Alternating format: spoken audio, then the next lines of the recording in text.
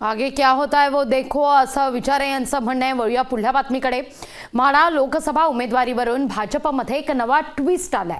निंबाळकरांनी पक्षाकडे उमेदवारीची मागणी केली नाही असं आता म्हटलं जात आहे। खासदार रणजित सिंग निंबाळकरांनीच ही माहिती दिली आहे। पक्ष जी जबाबदारी देईल ती पार पाडणार असल्याचं ते म्हणतायत। तर म्हाड्यातून लढण्यास मोहिते पाटील इच्छुक आहेत।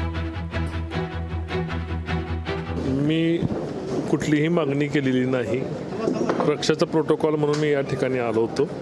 पक्ष जो निर्णय घेईल तो मला मान्य आहे। म्हणजे अर्थ काय याचा घ्यायचा? अर्थ काय घ्यायचा? पक्ष जो निर्णय देईल तो म्हणजे पक्ष योग्य निर्णय घेईल।